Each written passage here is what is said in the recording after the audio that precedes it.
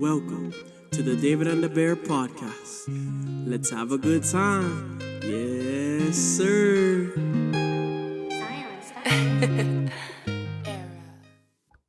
Welcome back, everybody. Thank y'all for coming and joining us on episode number, what episode is this? 4. And just want to say thank y'all for listening to the first 3 episodes. If y'all haven't already, go back and listen to it, because if you're here on episode 4 and not on episode 3, like, what are you doing? Go back home. Nah, I just playing. But today, this episode is gonna be a very interesting one, a twist to what we used to. Y'all used to me talking. I have a very, very, very special guest on. I'm gonna let him introduce himself, but without further ado, yeah, my guest. What kind of host are you? I gotta introduce myself. Yeah, you gotta introduce yourself. What I you wanted doing? some kind of like cool introduction. Oh, my bad. Since you want a cool introduction, I wanted to choose my like intro music where like I come walking in like in UFC. You know? Not UFC. Okay, well, since he wants me to introduce himself, everybody give a round of applause to Joshua Liles. You know, the whole government.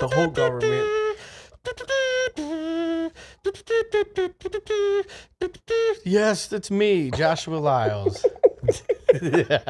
Well, yeah. So, just a little background on Josh. He's been in my life since my 8th grade year, and I'm 21 now. That's a very long time. I'll let y'all do the math on that. But he's been with me for a very long time. I've been with him and his family for quite a while, and yeah, I guess Josh can do the rest of his introduction now. Oh, jeez, I don't even know where are we supposed to go with this. You just want me to tell you my life? No, not your life. Introduce yourself. Okay, I'm Joshua Liles. I'm originally from Florida. Met my wife in Hawaii, and now we're in Alabama. In Alabama, you got any kids, Josh? Yeah, we got 2 kids, including then we have a Devon. That's me. That's me. Everybody. Yeah. And then our Devon is part of our family. Madeline is 8, Logan is 3, and my wife Kamara can't share her age. She'll punch me. Just know she older than me. You better watch out, Josh. She can listen to this episode. But anyway, so as you know, Josh, I hope you've listened to my podcast. You know, one can only dream sometimes, but you know, we're just on here just talking stories about, you know, our life and where we come from, where we've been, what we're going through, and all that kind of stuff. And I guess starting with your kids, like, how was that? How were you when you were younger? Yeah, how were you when you were younger? Now that you have kids now, are you seeing your traits in your kids and all that kind of stuff, or? Man, kids are weird. Like, it's just so strange because I did children's ministry for a little bit in Hawaii, and every kid is so different. Like, you get a family of we had a family that had 10 kids, and every one of them had their own personality, their own traits. Like, I could pinpoint some stuff that I think my kids and I match, but I mean, you could do that with anybody. So, like, I mean, Madeline is just so sweet, compassionate, empathetic. Like, she's just always thinking about others, but at the same time, she likes her quiet time by herself. And then Logan is just crazy, man. Like, he's just 110%. And I know he's gonna use that for the glory of God one day. But right now we're just trying to contain this ball of energy. And he's so sweet and cuddly sometimes, and then sometimes he's just like, he accidentally kicks you in the face. At least I hope it's an accident. Nah, he meant to do that on purpose. Yeah. I try to justify it by an accident. But So, your kids, you said you got 2 of them. I know we're not picking favorites or whatnot. We're not doing that. Get out of here. But who do you feel like, I guess, takes after you the most? Like, who can you see yourself in the most? I guess Madeline. Like, we're both very compassionate people. Just always thinking about others. But I mean, Camara, man, I don't know what they All call of the her. above. We'll call her Camara on the podcast. But Camara, my wife, she's so compassionate too. She's always thinking about others. But the way we convey our compassion is very different. And I think Madeline and I share similar traits in that aspect. Like we're actively talking to people, asking about their lives, making sure they're okay. So yeah, I would say as of right now, I mean, Logan's 3.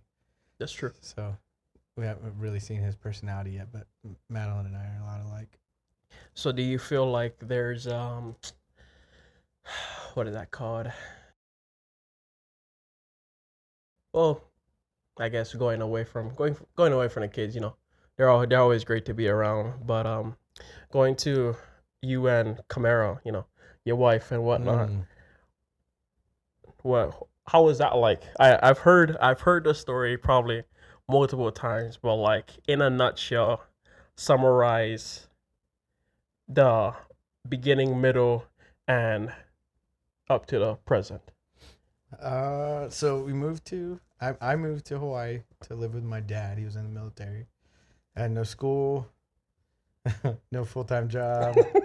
I was a full-time babysitter, and I went up to Hawaii to go to school. My dad said he was going to pay for it if I watched my little brothers, and I was like, oh, this is awesome. And so I went out there, lived the dream in Hawaii. So you have a degree then? No. Oh. Let's not talk about that.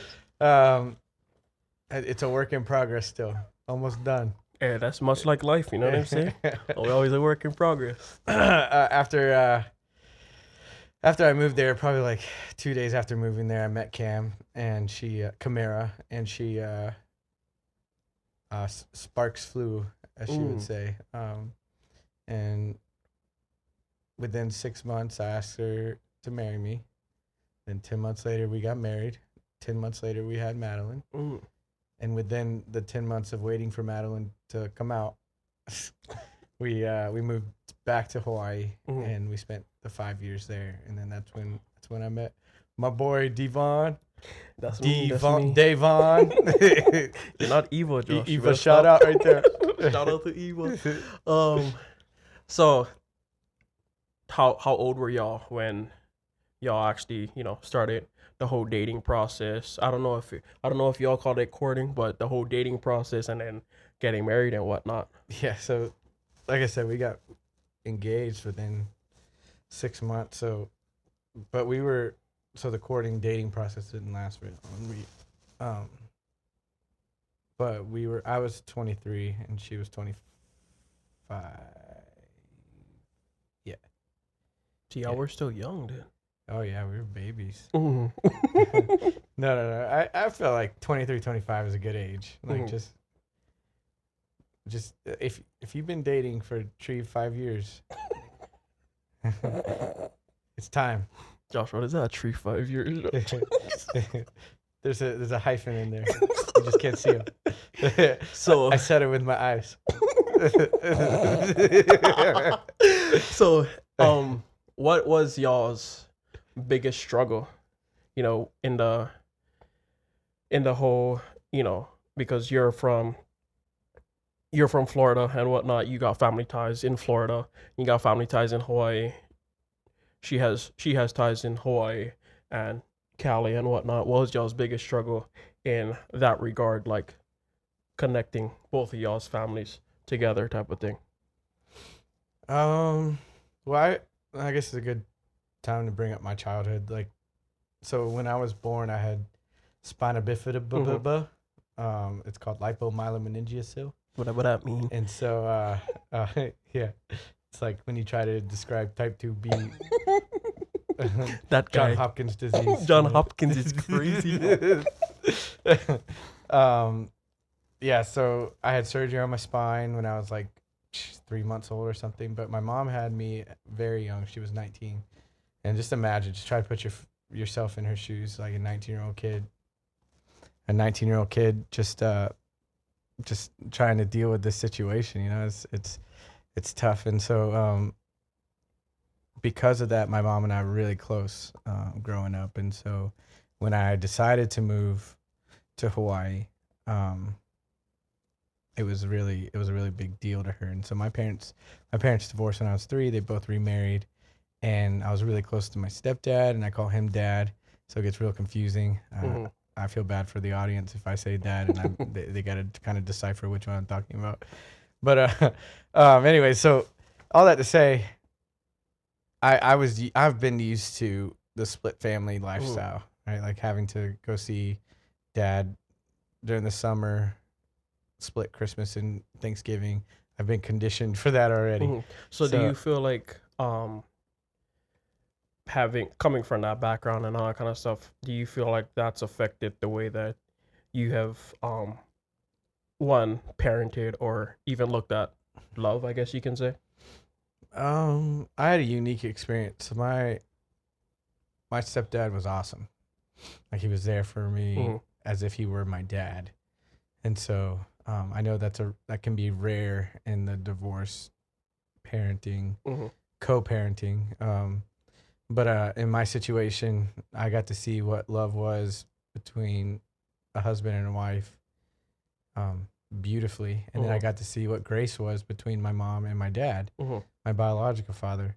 And they co-parented very well. And then my stepmom, Wendy, she was an incredible example of a future wife. So it was just Mhm.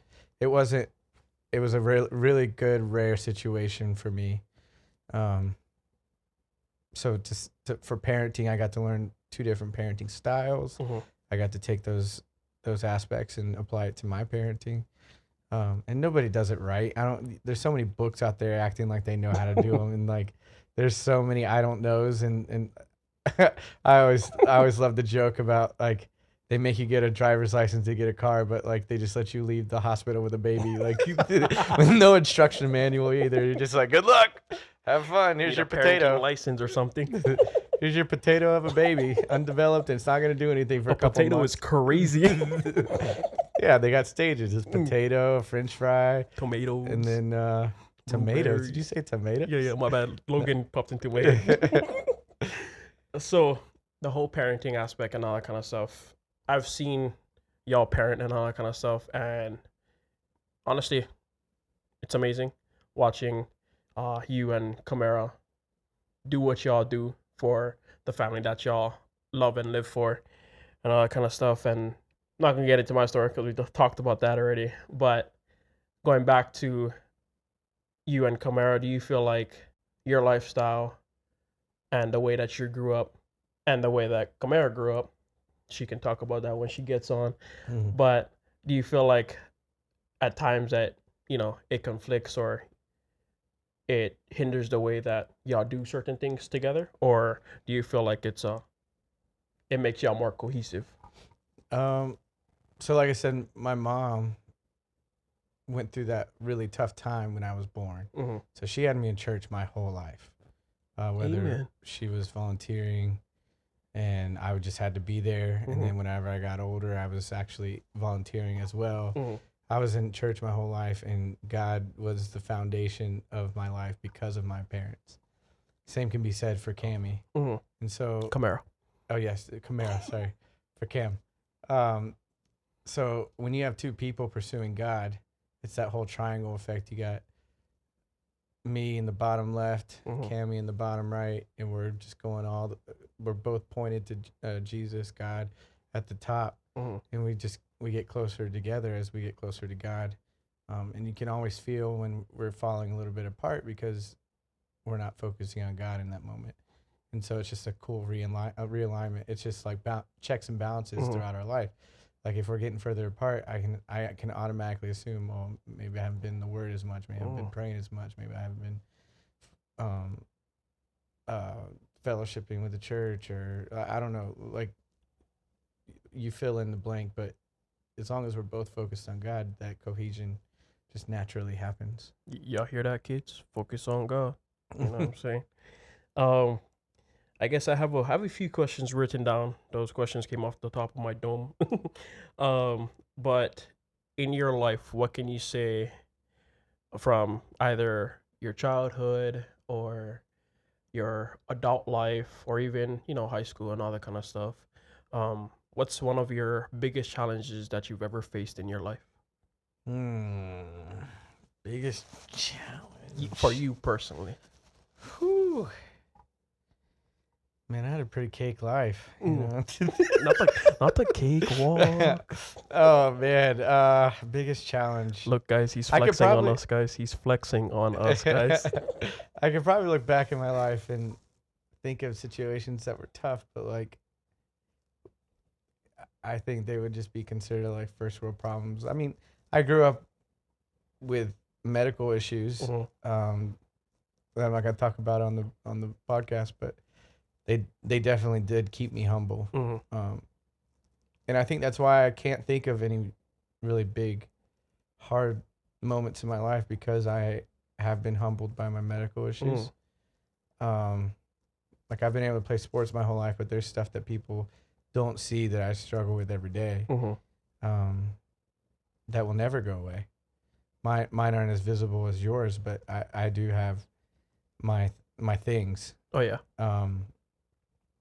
And so, like I try to, I look back and in the moments, yes, they're really tough, but I can't think of anything that sticks out enough that was like, this was so bad that it was a game changer of my life.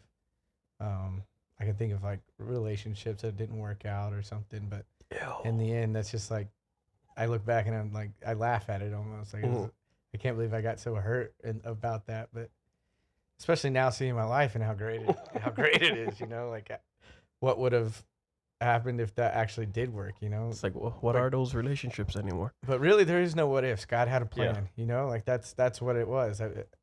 So it's hard to look back and think of those negative moments and say, oh, that was really tough, because I know it was for a purpose and I know I learned something from it.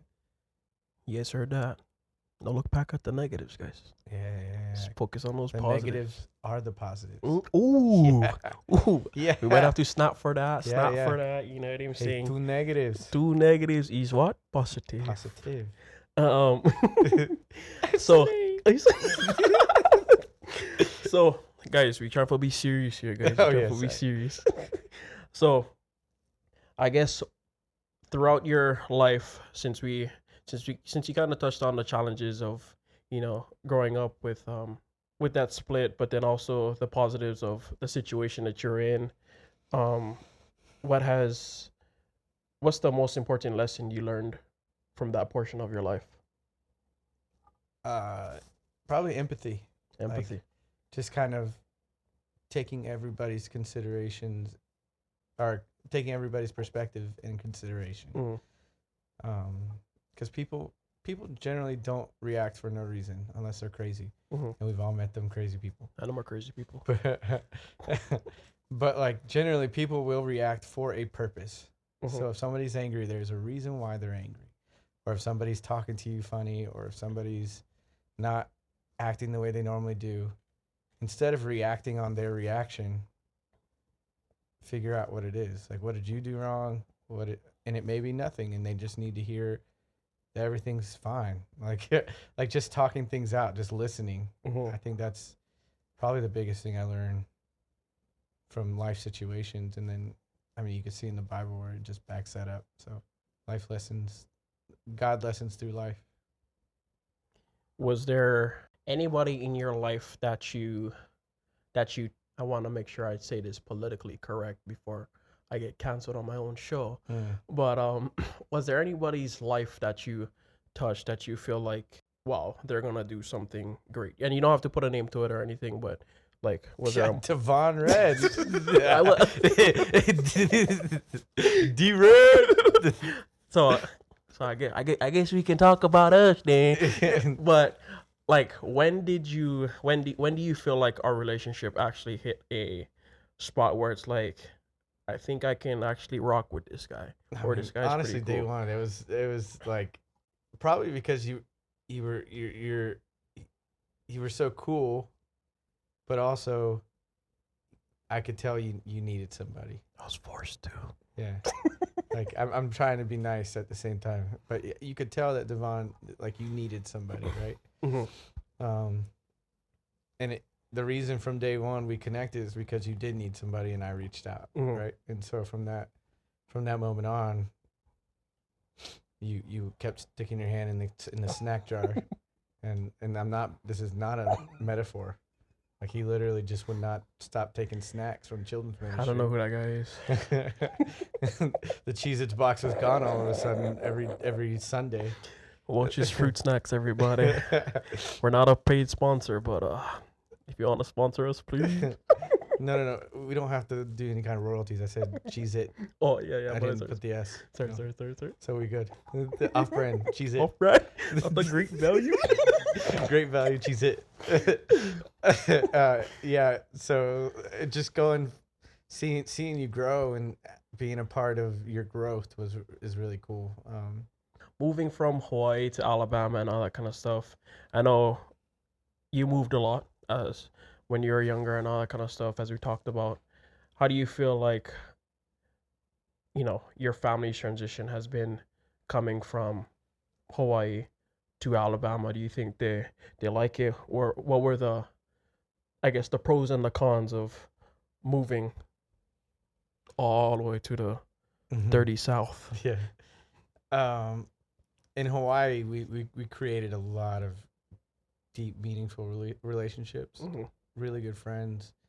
I don't want to give shout outs because I might miss somebody and then hurt somebody's feelings. Somebody gonna get mad. You know who you are, okay? Somebody gonna get mad. Like, there was guys that we'd go camping with at the top of some mountain that nobody deemed a camping spot, but we just chose, and we didn't even use tents. We just went out there with hammocks and just floated in the sky. It was a lot. Floated in the sky. It was a lot of fun. Like, it was really cool. And Guys, don't do drugs. Bible studies. That's what we would do, and just hang out. And so lots of really close relationships. And Cammy's parents were out. Kamara's parents are out there. Pastor Daryl and Mama Sue. They obviously, Cammy and her parents are very close, and so moving out here, that's been difficult. So I definitely miss just basically the relationships out there. I mean, the beauty, unfortunately, and this is a human trait, that starts to, you get used to it, right? Like, you're just driving down the highway. Oh, yeah. And you got one mountain on the left that's incredible. It doesn't even have a slope. It just goes straight up. I don't even know how that works. And then you look to the right, and you got this gorgeous, beautiful water. And I'm just looking straight, making sure I don't hit anybody. Trying to think about what I'm going to do when I get to work. Not being on thirst. Yeah. For a year, you appreciate everything. And then after that, everything... You just start to lose that excitement. And so that's not, I mean, as beautiful as it was and how awesome it is to go to the beach whenever you want, blah, blah, blah, all those things. Really, it was the relationships that I had created in Hawaii that I missed the most. So do you feel like you have any relationships built here that kind of match those in Hawaii, or you still working on that?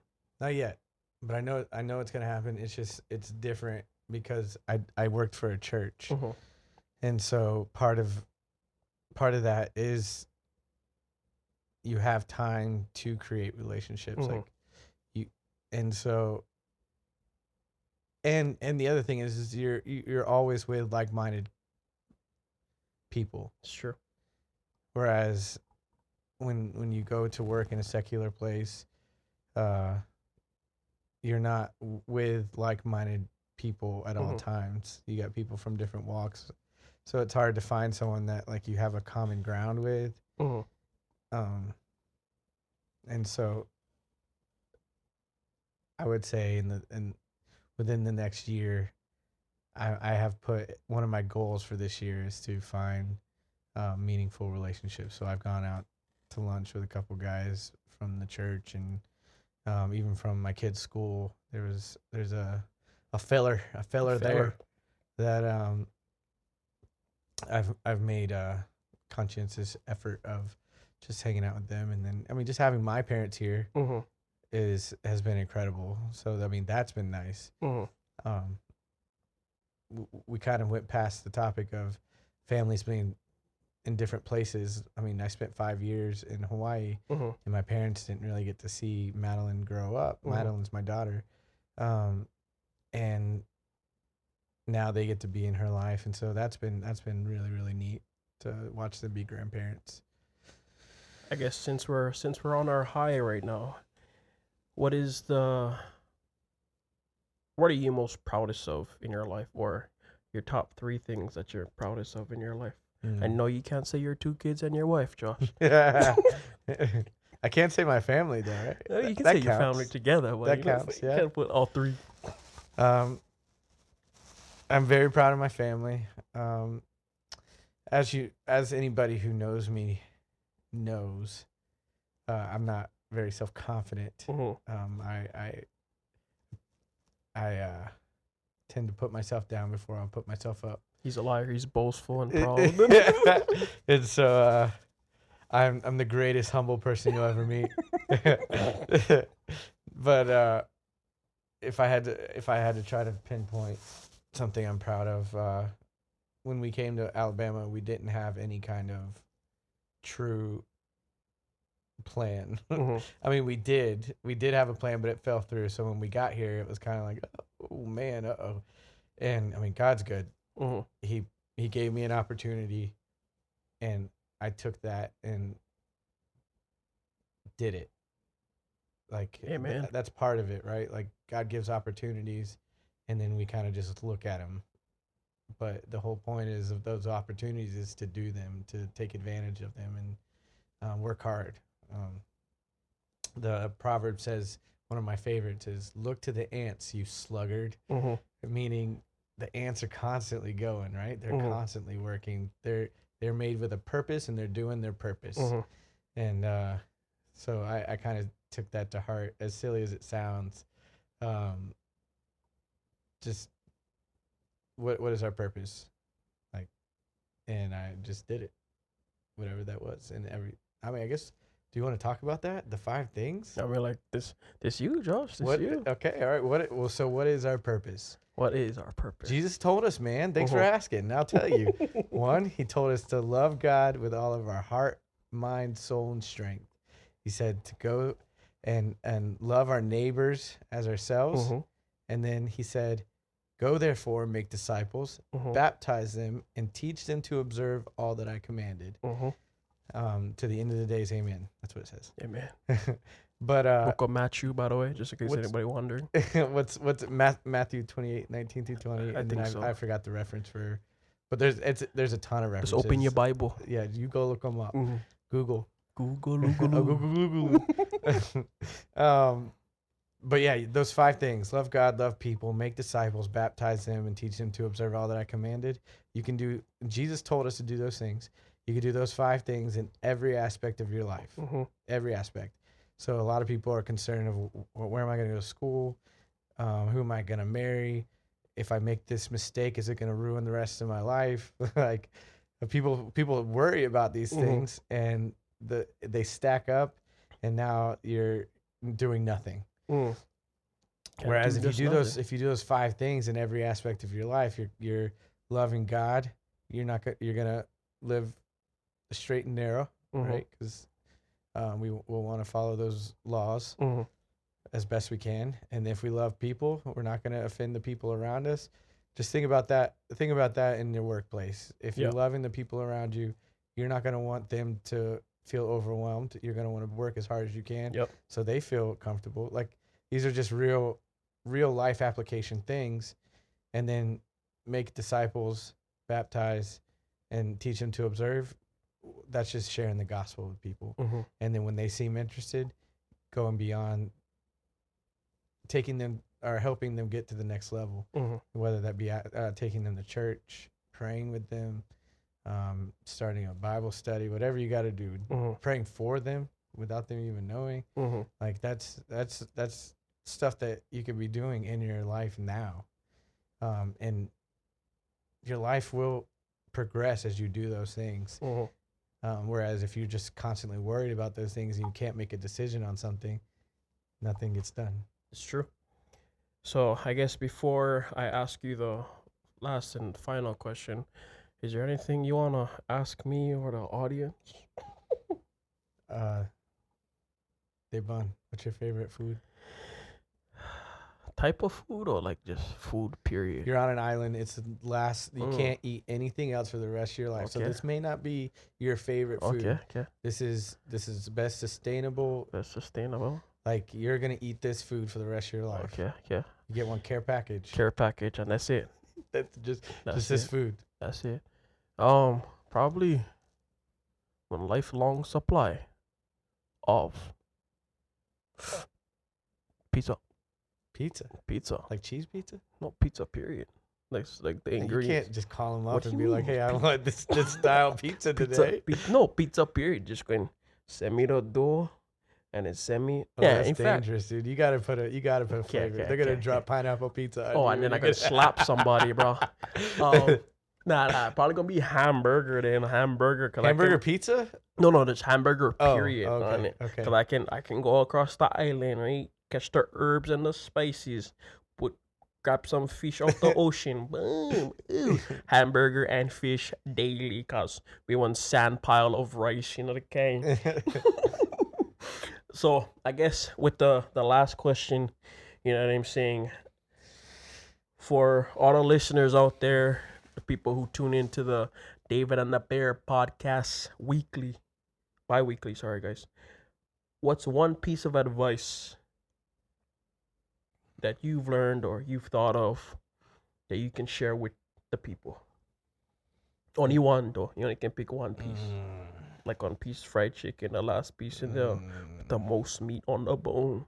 I do like fried chicken. Yeah, fried chicken go dummy, bro. I promise. I like chicken wings better. Though. Chicken wings go crazy. Bone in or bone out?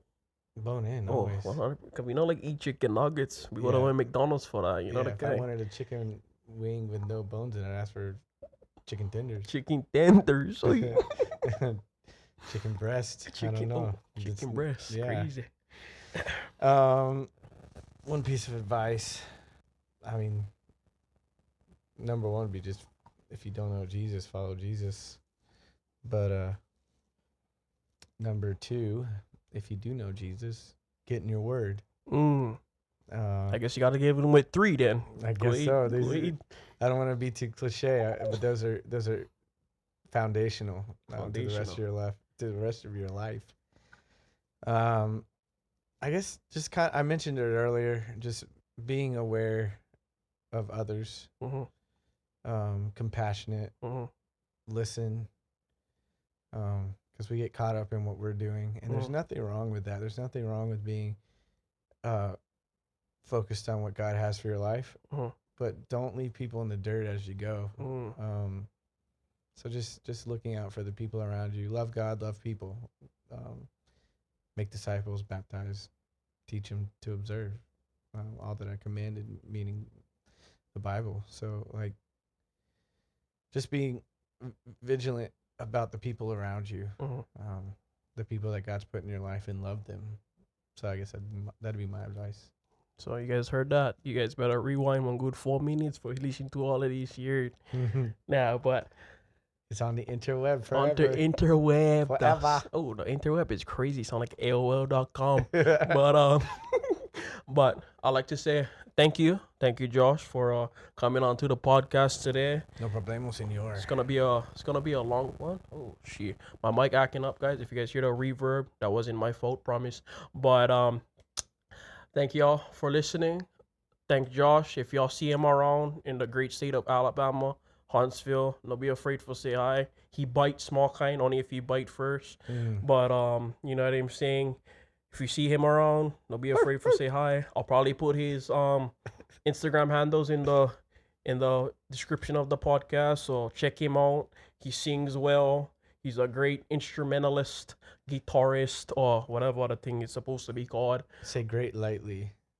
Like oh, he's sorry. great. He's great. No, but for real, I'm not great. He downplays himself too much. But anyway, I gotta hurry up and end this podcast episode because this is went overboard on my side. So thank you, Josh, for coming out.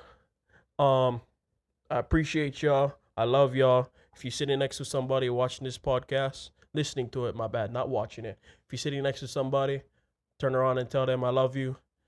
Y'all have a great one. And thank you for tuning in to the David and the Bear podcast. Thank you for listening to the David and the Bear podcast, where every story ends in victory. Yes, sir.